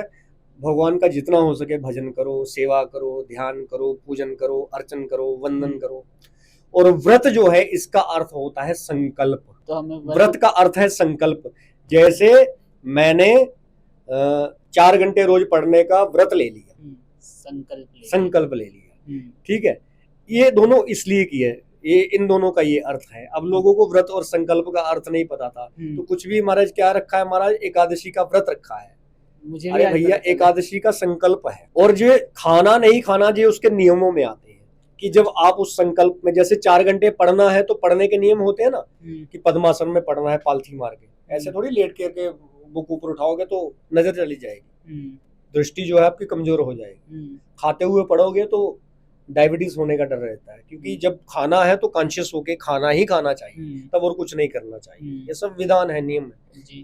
ऐसे ही उपवास में, व्रत में, ये भगवान की पूजा में ये नियम होते हैं कुछ, जैसे हमें अच्छे कपड़े डालने हैं, साफ कपड़े, शुद्ध रहना है, टॉयलेट यूज किया हुआ कुछ भी यूज नहीं करना, और उस समय हमें भगवान के निकट रहना है। और जब हम भगवान के निकट रहते हैं तो हमारे मन में कोई भी गलत आइडिया, थॉट नहीं आना चाहिए। और आइडिया और थॉट तभी आते हैं जब हम अन्न खाते हैं, क्योंकि अन्न में 3 प्रकार के तत्व हैं। अन्न में सतोगुण भी है, रजोगुण भी है और तमोगुण भी है। लेकिन कलयुग है तो तमोगुण ज्यादा प्रभावी होता है, तामसी वृत्ति ज्यादा प्रभावी होती है और काम की इच्छा ज्यादा जागती है। इसलिए जिस दिन आप देखना खाना नहीं खाओ ना, उस दिन आपके मन में काम की कोई इच्छा नहीं जागती है। इसको अंग्रेजी में लोग सेक्सुअल डिजायर कहते हैं। सीधा कह दूं, क्योंकि मैं ऑरेटर की तरह बात कर रहा हूं आज, मुझे मर्यादा हमारे बच्चे समझ सके, मॉडर्न बच्चे, इसलिए कई शब्द ऐसे हैं हिंदी के जिनको आप, जैसे काम की भावना आप नहीं समझ सकते, तो मैंने सीधा ही कह दिया। तो जब आप खाना नहीं खाते हैं, जहाँ खाने के स्थान पे फल खाते हैं, अब विधान तो है फलाहार का कि फल का आहार करना चाहिए, दूध का। लेकिन महाराज जिस दिन हम व्रत करते हैं हमारे घर का बजट ही बिगड़ जाता है। क्या पता ऐसे हम 4 रोटी खाएं लेकिन उस दिन आधा किलो पकोड़े, 1 किलो उसके चावल, वो व्रत वाले पता नहीं क्या क्या खाते रहते हैं। तो उसका अर्थ ये है कि शरीर को जितना से जितना हम कष्ट दें, पेट जितना खाली रहेगा। अब आप बताइए ना, जब खाली पेट हो, दुख में व्यक्ति हो, तो किसका स्मरण होता है? भगवान की याद आती है। इसलिए शरीर को उस दिन पर्टिकुलर डे कष्ट दिया जाता है, हम कम खाएं। और नमक इसलिए नहीं खाते क्योंकि नमक नहीं खाने से हमारे शरीर में जो है, वो जो हमारे शरीर के अंदर लवण है, सॉल्ट है, वो सब बॉडी कंज्यूम करती है, उसके माध्यम से टॉक्सिन भी कंज्यूम करती है। अब जैसे व्रत एकादशी करते हैं तो एकादशी को तो निर्जल रहना चाहिए, पानी भी नहीं पीना चाहिए। और जब पानी भी नहीं पीते तो डॉक्टर एलिसन, जिनको कीमोथेरेपी पे नोबेल प्राइज मिला, आई थिंक, दोनों ने यही दिया था कि कैंसर का इलाज कीमो नहीं है, कैंसर का इलाज एक ही है कि हमारी बॉडी की इम्यूनिटी ही कैंसर सेल को खा ले। तो इसलिए हमें twice in a month waterless fast रखना चाहिए, जिसको हमारे पूर्वजों ने कहा कि एकादशी रखो 15-15 दिन के बाद। तो उस दिन पानी नहीं पियो, जब पानी नहीं पियो तो हमारे बॉडी की इम्यूनिटी ही हमारे डेड सेल को खाती है और डेड सेल ही कैंसर है, ये सब लोग जानते हैं। इसके ऊपर बड़ी रिसर्च भी हुई है, आप यूट्यूब में देख सकते हो। डॉक्टर होन्जो, डॉक्टर एलिसन, उनका स्वयं का ये वक्तव्य है। इसलिए व्रत की ये महानता है। व्रत एक तो हमारे मन को शुद्ध करता है, दूसरा हमारे तन को भी शुद्ध करता है। हमारे तन से जितने टॉक्सिन्स हैं, जितनी विषैले हमारे शरीर में कण है, एटम है, जहाँ क्या कहते हैं सेल्स हैं, उन सबको भी वो खा करके उनको समाप्त करता है। अब कुछ नहीं खाएंगे तो कहते हैं ना बॉडी खून खाना शुरू कर देती है, हमारे बुजुर्ग कहते थे, है ना, खून पीना शुरू कर। तो खून नहीं पीती है वो, वही खून जो हमारे नाक के रास्ते से निकलता है गंदा वाला, वही समाप्त कर देती है। तो इसलिए जितनी हमारे यहाँ पे प्रॉब्लम है, आयुर्वेद तो यही कहता है कि सबकी जड़ पेट है। यदि आपका पेट ठीक है, पाचन तंत्र ठीक है, तो आपको जीवन में कोई बीमारी नहीं होगी। तो पाचन तंत्र को ठीक रहने के लिए अब हम गाड़ी चलाते हैं तो गाड़ी चलाने 10,000 किलोमीटर के बाद तो सर्विस चाहिए उसको। तो पेट की सर्विस कौन करेगा? पेट का सर्विस यही है कि आपको 15 दिन में एक दिन पेट को रेस्ट देनी है। पेट अपनी सर्विस खुद ही कर लेगा, बॉडी अपनी सर्विस खुद ही कर लेगी। इसलिए ये इसका मेन उद्देश्य है। और आध्यात्मिक दृष्टि से, ये तो वैज्ञानिक साइंटिफिक दृष्टि से, आध्यात्मिक दृष्टि से ये है कि व्रत वाले दिन जब हम ये सब नहीं खाते हैं तो हमारे मुंह में या हमारे दिमाग में ये बात 2-2 मिनट के बाद आती है, मैंने व्रत रखा है, मैंने व्रत रखा है, मैंने व्रत। ऐसा क्यों होता है सच में? मैंने व्रत रखा है, मैंने व्रत रखा है। वो भगवान ही हमारे मन में बैठ करके हमें स्मरण करवाता है, तूने व्रत रखा है, व्रत रखा है, व्रत रखा है। तो व्रत नहीं बोलना है, व्रत की जगह भगवान का स्मरण कर, अच्छे काम कर। आज 2-4 लोगों का भला कर दे। आज जो अन्न तूने नहीं खाया वो अन्न किसी और को खाने के लिए दे दे, जिसके पास खाने को कुछ नहीं, उसको दान दे दे जिसके पास खाने के लिए कुछ नहीं है। उसमें ऐसे ऐसे प्रावधान है। इसलिए आध्यात्मिक दृष्टि से ये व्यक्ति के मन को विशाल करता है, बड़ा करता है, शुद्ध करता है। इसलिए लोग व्रत करते हैं। जम्मू कश्मीर को नागों की भूमि क्यों कहा जाता है? देखिए, जिस भूमि के मालिक ही स्वामी ही स्वयं अमरनाथ जी हो, अमरेश्वर महादेव, तो नाग तो भगवान के गण है, नाग तो भगवान के सेवक है। जहां शिव का नाम आएगा वहां नाग साथ में जुड़ेगा। नागेंद्र हाराय त्रिलोचनाय। नागों में वैसे तो वंश अनेकों हैं, लेकिन प्रमुख रूप से हम देखें तो 2 नागों के वंश बड़े। पहले हैं अनंत नाग, जिनको सब लोग शेष नाग कहते हैं, जो भगवान नारायण के शैया हैं, जिन पर भगवान नारायण सोते हैं। वही शेष नारायण जो लक्ष्मण जी बने थे और जो बलदाऊ भैया बने थे। वो अनंत भी इस जम्मू कश्मीर में सेव्य थे, पूज्य थे, और हो सकता है इतिहास में उनका बड़ा सुंदर स्थान होगा।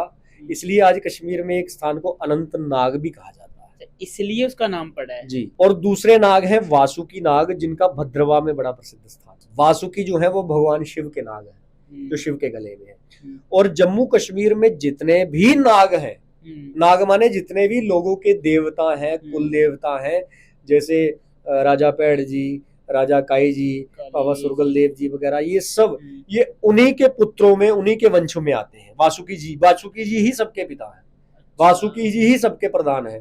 तो इसलिए जितने भी हमारे यहाँ पे स्थान है ना नागों के नाम पे, ये सब स्थान ही अब इनके ना नाम देखो बिगड़ गए होंगे। जैसे झेलम का नाम झेलम नहीं है, झेलम का नाम वितस्ता है। हमारे जो कश्मीरी पंडित भाई हैं, मेरा बड़ा प्रेम उनसे रहता है, क्योंकि वो भगवान शिव के परम उपासक हैं। जितने हमारे कश्मीरी पंडित भाई हैं, उनसे अधिक भगवान शिव से प्रेम कोई नहीं करता। जैसी शिवरात्रि की उनकी पूजा है, वैसी पूजा पूरे संसार में कोई कर ही नहीं सकता। बड़ी सुंदर पूजा करते हैं। उसका कारण क्या, वो इतने क्यों ज्यादा स्पेसिफिक? क्योंकि वो सब लोग शैव हैं, शिव को मानने वाले हैं, शैव तंत्र से जुड़े हुए लोग हैं। वो बोलते हैं हम शंकर भगवान, वो ज्यादा शंकर वो भगवान, वो उनके मुंह पे देखना 2 मिनट के बाद ओम नमः शिवाय करते हैं। वो भगवान के अनन्य भक्त हैं भैया, क्योंकि वो नागों की भूमि में रहते थे, नागों के संरक्षण में रहते थे। इसलिए नागों के प्रधान देवता भगवान शिव है, तो वो शिव में सब आस्था रखने वाले लोग हैं, बड़ी आस्था रखते हैं वो सब लोग। तो जितने भी ये नाग भूमियां हैं, ये नागों के स्थान है। श्रीनगर में भी, जैसे मैंने कहा ना, झेलम का नाम वितस्ता था, मनावर का नाम मनोवारी था, ऐसे ही सब नदियों के नाम बदले गए हैं। चिनाब का नाम चंद्रभागा है, बदलेगी ना नाम, छेड़छाड़। जैसे मैंने बताया महागुनस, ये श्री महागणेश थे। पहलगांव जो बैलगांव था। तो ये जैसे जैसे जिस जिसका दौर आता गया उसने उसने अपने नाम उस ढंग से उस नाम को मैनिपुलेट कर दिया। जैसे दिल्ली का नाम तो दिल्ली है ही नहीं, इंद्रप्रस्थ नाम है, पांडवों द्वारा बसाया गया पूरा। तो अगर पुराणों में ढूंढोगे तो दिल्ली मिलेगा नहीं कहीं पे। अगर उनमें ढूंढोगे इतिहास ग्रंथों में तो दिल्ली का कोई वर्णन ही नहीं है, वो तो इंद्रप्रस्थ का वर्णन है। जम्मू कश्मीर का क्या नाम था? ये तो कश्मीर भूमि ही थी सारी, पूरी कश्मीर ही थी। पूरी कश्मीर भूमि थी। जम्मू तो जब कश्यप ऋषि की तपस्थली है तो इसलिए कश्मीर ही है ये। और यहाँ पे नागों को, नाग भगवान के शिव के सेवा करने वाले हैं, तो इसलिए शिव यहाँ के परम देव थे। भगवान शिव के बाद ही यहाँ पर माता भगवती वैष्णवी का आगमन हुआ था, तो इसलिए प्रधान रूप से भगवान शिव पहले। माता भगवती वैष्णो देवी तो हमारे श्रीधर जी महाराज के समय में आई थी, जिस समय भैरव की लीला करी थी। तो जो भगवान शिव के सब सेवा करने वाले लोग हैं, तो वो जो इन नागों को अपने देवता मानते हैं, तो ये सब अब आपको बताऊं, पिछली बार पॉडकास्ट मैंने किया था किसी चैनल पे, तो मैंने यही बात कही थी। तो बोलते ये अपने से बना करके बोल रहे हैं नाग जो है, यही बात कही थी कि ये सब नागों की भूमि है। और वैरी नाग का नाम ना जाने नाम पहले क्या था, वैरी से किसी से विकृत होकर के वैरी बना। कुकर तो हमारी भाषा में कुकर कहते हैं मुर्गे को। मैंने पहले भी जब पॉडकास्ट करा था तो मैंने यही वर्णन किया था कि ये नागों की भूमि है और ये सब नागों के नाम विकृत। तो हमारे अपने ही लोग बड़े सारे, अच्छा व्हाट्सएप यूट्यूब और गूगल का ज्ञान लेकर के नाग तो चश्मे को कहते हैं, नाग तो झरने को कहते हैं। तो मैंने कहा कौन सी भाषा में नाग का अर्थ चश्मा है।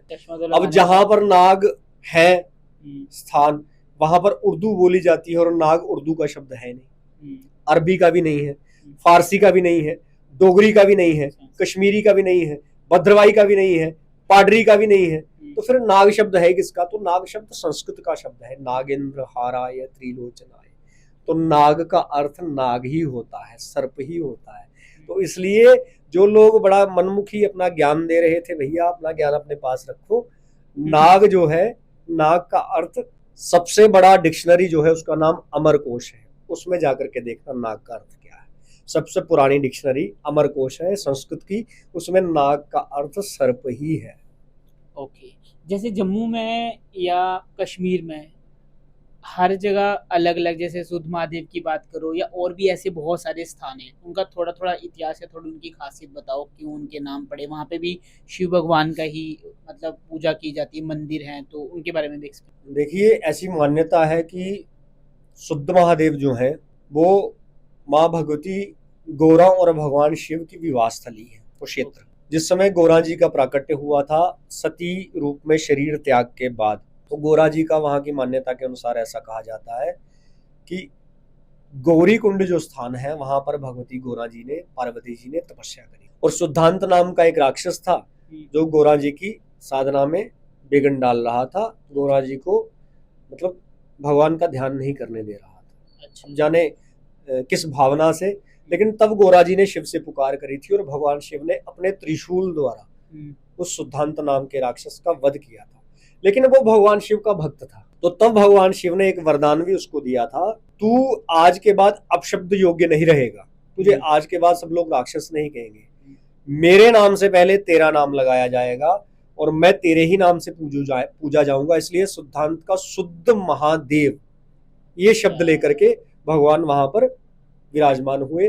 और भगवान का त्रिशूल आज भी वहां पर 3 हिस्सों में टूटा है। शुद्धांत को जब मारा था तो 3 हिस्सों में त्रिशूल टूटा था।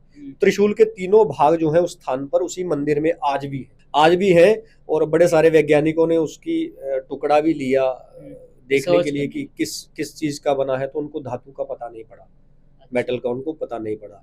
तो उसी शुद्ध महादेव के आगे एक जगह है मानतलाई, जहाँ पे धीरेन्द्र ब्रह्मचारी का अपर्णा आश्रम हुआ करता था किसी समय, आज भी है लेकिन आज मॉडर्न है। हाँ, अब मॉडर्न है, अब योग का केंद्र नहीं है, अब तो टूरिस्ट प्लेस है। तो मानतलाई में जो कुंड है उसी को कहते हैं कि ये हवन कुंड बना और गौरा जी और शंकर जी ने वहां पर विवाह करा। और उस नाते सब लोग, जम्मू कश्मीर के सब लोग भगवान श्री शंकर जी को अपने जमाई राजा जी कहते हैं। इसलिए जम्मू कश्मीर में भगवान शिव की जो शिवरात्रि है जो भगवान शिव के त्योहार है, सावन है, बड़े चाव से मनाए जाते हैं। ऐसे मनाए जाते हैं कि हमारे जो अपने हैं, हमारे रिश्तेदार हैं, ये इनका त्योहार है। सब लोग वहां पे भगवान शिव को अपना मानते हैं। पूरे जम्मू कश्मीर के लोग, वहां के नहीं, पूरे जम्मू कश्मीर के लोग अपना मानते हैं। इसी नाते कश्मीरी पंडित भाई भी अपना मानते हैं, हम डोगरे लोग भी अपना मानते हैं। तो इस नाते भगवान शिव को में अपनत्व देख करके इसलिए सबसे अधिक आराधना उनकी करते हैं। तो ये शुद्ध महादेव का इतिहास जो है वो संक्षिप्त में मैंने आपसे कहा। दूसरा स्थान आता है शिव खोड़ी। मैं प्रतिवर्ष गत 2 वर्ष मैंने वहां पे शाइन बोर्ड की ओर से शिव महापुराण की कथा कही, और शाइन बोर्ड के ही आग्रह पर मैंने उनको शिव खोड़ी का प्रमाणिक इतिहास लिख करके दिया जो ग्रंथों से निकला है। अच्छा। पहले तो दंत कथा चल रही थी, लोक मान्यता चल रही थी, तो सब कहते भस्मासुर, लेकिन भस्मासुर का नाम नहीं कोई जानता था। तो मैंने उनको प्रमाणित इतिहास जो है वो निकाल करके दिया लिखित रूप में। अब जाने कब छापेंगे कब नहीं छापेंगे, उनकी ऐसी इच्छा है कि हम इसको छाप करके और जितने श्रद्धालु आए उनमें बटाएं ताकि शिव खोड़ी की महिमा जो है बाहर जाए। तो शिव खोड़ी का ये इतिहास है।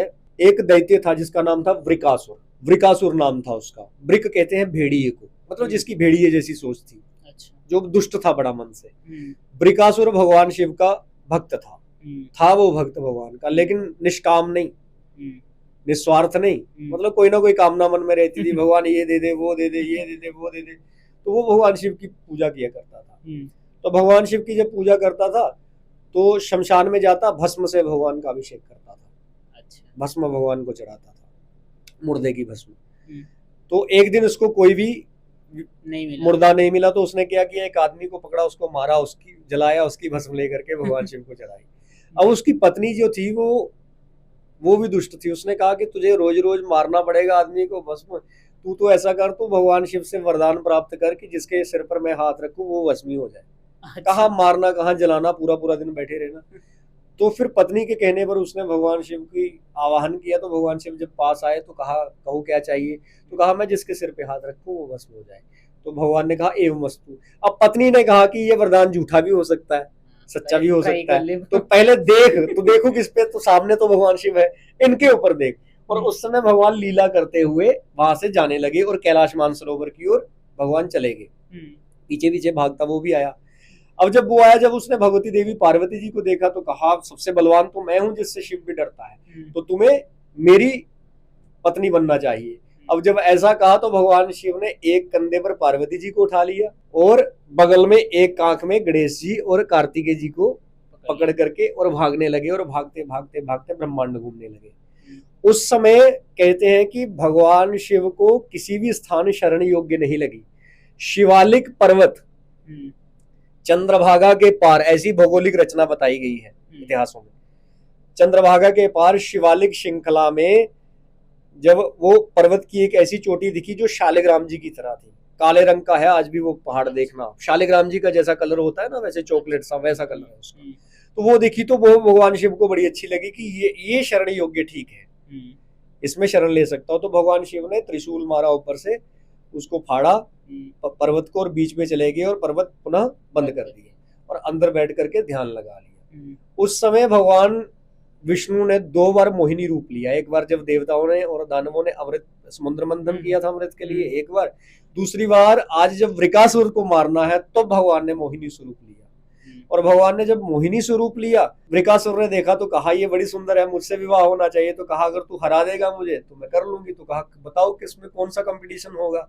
तो कहा कि हम दोनों नृत्य करेंगे, मुझे नृत्य करना आता है। तो उसमें हरा।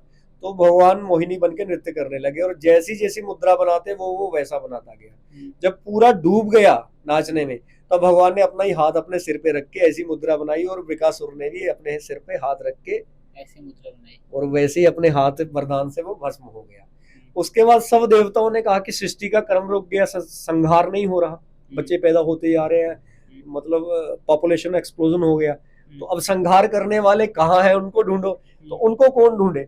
तो जिस समय मोहिनी अवतार भगवान ने लिया था, तो शिव भगवान के स्वरूप को देख करके मोहित हो गए, और मोहित हो गए तो काम उनके भी मन में जागा।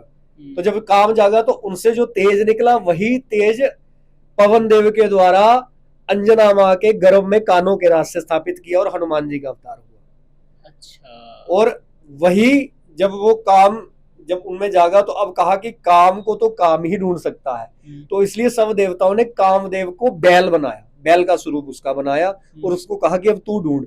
सब देवताओं ने अपनी शक्ति दी और जो आज मार्ग है ना पुराना वाला, वो कामदेव जब बना तो उसने अपने सिंगों से वो मार्ग बनाया है। अच्छा। बैल बना और सिंगों से गुफा को तोड़ता गया तोड़ता गया तोड़ता गया तोड़ता गया और शिव तक पहुंचा। और जब पहुंचा तो वहां पर सारे देवताओं के दर्शन आपको मिलेंगे। शेष नाग कोई किसी की बात सुन ना ले, तो इसलिए उन्होंने पूरी गुफा को अपने लपेट से बंद किया। सब देवता बीच में आ गए, नारायण, लक्ष्मी, सप्तऋषि, शौनकादि ऋषि, सब ऋषि, सनक सनंदन सनातन सनत कुमार सब आ गए। पांडव तक उस गुफा में प्रविष्ट हुए हैं महाराज। ऐसा तक पांडवों का भी वहां पे दिखाते हैं, देवियों के सब स्वरूप आ गए। तो वो सब जब अंदर आ गए गुफा के, तो उन सब ने कहा कि भगवान अब हमारे साथ चलिए। तो भगवान ने कहा कि मुझे ये स्थान बड़ा अच्छा लगा है, तो मैं अपने विग्रह स्वरूप में एक रूप में यहाँ पे रहूंगा। इसलिए जो शिव खोड़ी में है वो लिंग नहीं है, वो भगवान का श्री विग्रह है। श्री विग्रह भगवान का शरीर है, इसलिए उसमें आप रचना देखेंगे तो ऐसी है, भगवान शिव बैठे हैं ध्यान मुद्रा में और स्कंद पर, कंधे पर भगवती पार्वती जी को आधे रूप में अपने ग्रहण किया है। और वहीं पर एक तरफ गणेश जी और कार्तिकेय जी भगवान के सेवित हैं। गणेश जी थोड़े ऊपर बैठे हैं क्योंकि गणों में पूज्य हैं, तो कार्तिकेय जी चरणों में बैठ करके भगवान की सेवा कर रहे हैं। तो ऐसा ये शिव खोड़ी का संपूर्ण वर्णन है। तो शिव खोड़ी भगवान का श्री विग्रह स्थली है, वहां पर भगवान का साक्षात श्री विग्रह है। एक ही इस पूरी सृष्टि में स्थान है जहां पर भगवान, देखो जम्मू में दो अद्भुत स्थान मैंने आपको बताए। एक स्थान ऐसा है जहां पर हिमलिंग है और दूसरा स्थान ऐसा है जहां पर श्री विग्रह है। तो ये दोनों ही दुनिया में कहीं देखने को नहीं मिल सकते। तो इसलिए निवेदन है मेरा संपूर्ण भारतवासियों से, या भारत से बाहर भी विदेशों में जो लोग रहते हैं, कि इन दोनों स्थानों के दर्शन करने आप अवश्य आइए। ऐसे अद्भुत स्थान और ऐसी अद्भुत भगवान की कृपा आपको और कहीं प्राप्त नहीं हो। बहुत मजा आया और मेरे को ये स्टोरीज नहीं पता थी, और ये सब स्टोरीज सुनने के बाद लगा कि हमारा जम्मू कश्मीर में कितना कुछ है और भगवान शिव की कितनी कृपा है पूरे हिंदुस्तान पे, पूरे भारत में। और आपसे बात करके बहुत मजा आया। आपको बहुत सारी नॉलेज, बहुत ज्ञान है। कितने बुक्स पढ़ ली हैं अभी तक वैसे आपने? देखिए मैं आज भी 4-5 घंटे जो है मेरी गुरु आज्ञा है, मेरी आचार्यों की आज्ञा है। डॉक्टर शिव प्रसाद रैना गुरु जी, पूज्य गुरुदेव, आचार्य गुरुदेव जी, प्रोफेसर चंद्रमौली रैना गुरु जी, आचार्य गुरुदेव जी, ऐसे ही जितने मेरे आचार्य हैं, प्रोफेसर रामकृष्ण त्यागी जी, फिर उसके बाद प्रोफेसर नीलकंठ जी, सबका मुझे आज भी आज्ञा है कि तूने रोज 5 से 6 घंटे अध्ययन करना है। तेरे जीवन का बस यही लक्ष्य है, अध्ययन कर और अध्ययन करके अध्ययन को बांट दे। तो इसलिए गुरु आज्ञा से आज भी मैं, गुरु माने जिन्होंने मुझे पढ़ाया है, आचार्यों की आज्ञा से। कंठी गुरु तो मेरे कोई और है जिनका मैं नाम दीक्षा, आजकल गुरु लोग उसी को समझते हैं कि जो गुरु मंत्र दे, लेकिन जिनसे आप अध्ययन करो शास्त्रों का या धर्म ग्रंथों का, वे सब भी गुरु ही होते हैं। तो मुझे गुरु आज्ञा है कि आपको अध्ययन करना है, अध्ययन करना है, अध्ययन करना है। अभी आपको बहुत सीखना है, बहुत सीखना है, बहुत सीखना है। तो इसलिए 4 से 5 घंटे रोज का मेरा ये नियम है। मैं ग्रंथों को देता हूँ, तो ग्रंथों की ही कृपा है जो मैं थोड़ा बहुत बोल पाता हूँ, और ग्रंथों का ही आशीर्वाद है जो मैं प्रमाण भी दे पाता हूँ। तो कोई भी बात करनी है, मैं तो यही सबसे श्रोताओं से निवेदन करूंगा, देखने वाले दर्शकों से, आपको जब भी बात करनी है भगवान के, धर्म के और धर्म ग्रंथों के ऊपर जब भी कोई टिप्पणी करनी है, तो प्लीज कृपया एक बार उससे जुड़े हुए धर्म ग्रंथ का अध्ययन कर लें, फिर उसके बाद टिप्पणी करें। यथारूप ऐसे नहीं मनमुखी होकर नहीं कि अब बड़े सारे, अब मैं महिलाओं को कह देता हूं कि महिलाएं शिवलिंग के ऊपर जल नहीं चढ़ा सकती। महिलाओं के लिए प्रावधान है जलहरी में जल अर्पण करने, शिव के ऊपर जल नहीं चढ़ा सकती। नहीं मानते लोग, कहते नहीं जी वो फलाने फलाने टीवी में तो बोलते हैं तो उनसे पूछो ना जाकर के कहां से बोलते हैं। अगर वो कह दे शिव पुराण से, तो शिव पुराण की कौन सी संहिता से, कौन से संहिता के कौन से अध्याय से, कौन से अध्याय के कौन से श्लोक से पूछो। और अगर मेरे लिए कोई आपके मन में संशय है तो मेरा 9419112150 सीधा प्रश्न पूछना, सीधा उत्तर दूंगा। So thank you so much for coming, बहुत मजा आया और बहुत सारी सनातन धर्म, शिव, पार्वती, सावन, अमरनाथ यात्रा, इन सभी चीजों के बारे में बताने के लिए बहुत मजा आया आपके साथ ये पॉडकास्ट करते हुए। और आपके साथ मैं एक बार दोबारा पॉडकास्ट करूंगा किसी एक स्पेशल टॉपिक पे। उम्मीद करता हूँ कि आप सब लोगों को ये पॉडकास्ट बहुत अच्छा लगा होगा। जिन लोगों को सनातन के बारे में नहीं पता है, अमरनाथ की हिस्ट्री के बारे में नहीं पता है और सावन महीने के बारे में नहीं पता है, ये पॉडकास्ट स्पेशली उन लोगों को जरूर देखना चाहिए। आपके जो भी डाउट्स हैं वो सारी की सारी चीजें इस पॉडकास्ट के माध्यम से क्लियर हो जाएंगी। अगर आप इस चैनल पे पहली बार आए तो इसको सब्सक्राइब करना बिल्कुल नहीं भूलिएगा। अगर ये पॉडकास्ट आपको अच्छा लगा तो प्लीज इसको आप अपने दोस्तों और परिवार के साथ जरूर शेयर कीजिएगा। बाकी लास्ट में आप लोगों को ये चीज जरूर बोलूंगा, कोई भी चीज आप देख रहे हो, सुन रहे हो, अगर आपको डाउट आ रहा है तो उसको क्रॉस चेक जरूर कर लीजिएगा। सो अगर आपको हमारा ये पॉडकास्ट और सर के साथ दोबारा से पॉडकास्ट चाहिए तो कमेंट जरूर करिएगा। और इस पूरे के पूरे पॉडकास्ट में सबसे ज्यादा अच्छा क्या लगा वो भी आप हमें कमेंट्स के जरिए जरूर बता सकते हो। सो जय श्री राम। तब तक अपने और अपने परिवार का ध्यान रखिए। जय श्री